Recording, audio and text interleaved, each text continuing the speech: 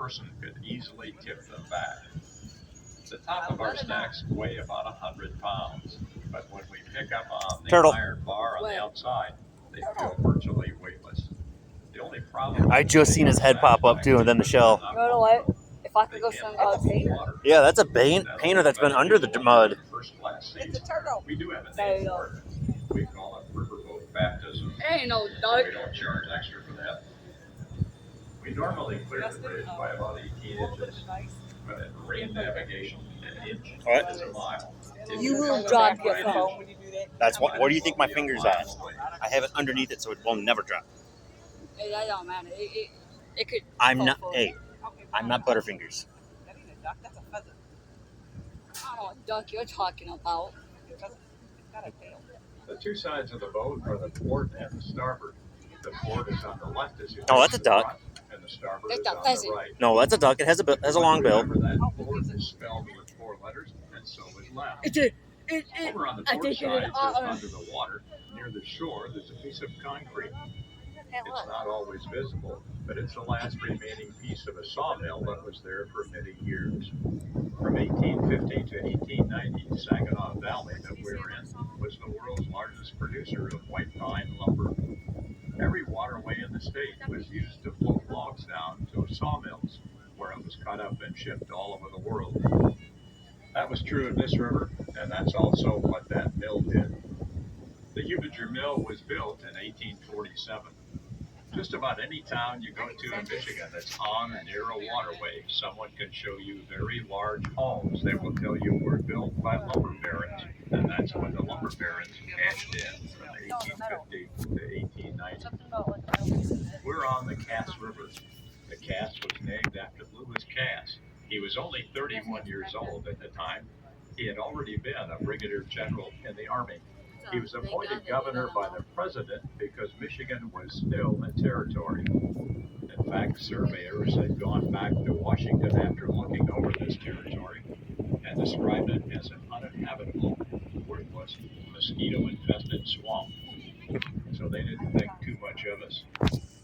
Lewis Cass had a much better image of this area.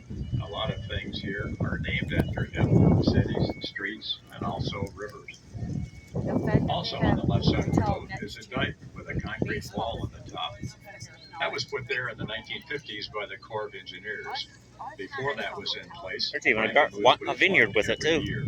It was quite common, especially in the spring, to see rowboats on Main Street. The highest the water has been since that's been in place was 1986. The water went all the way up to the top of the concrete wall. It came within an inch of going over the top.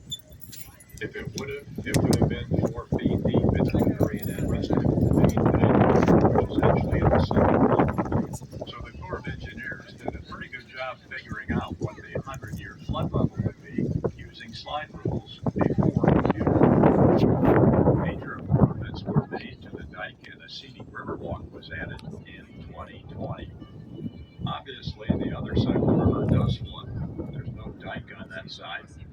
The Bavarian Inn Lodge over there, for the most part, is built above the 100-year flood level.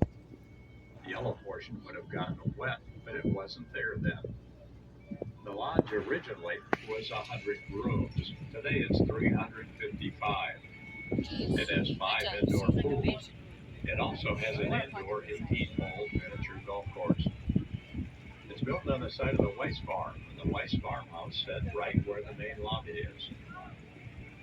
Those large architectural elements on the roof that look like onion domes are actually called onion domes. Seems kind of like a weak name, but that's what they're called. Those are common in Bavaria. Bavaria is a fairly large portion of Germany. At one time, it was a separate kingdom, and that's where the settlers of Frankenmuth originated.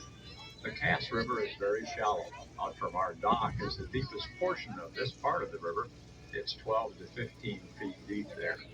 Right here, it's only 6 or 7 feet deep.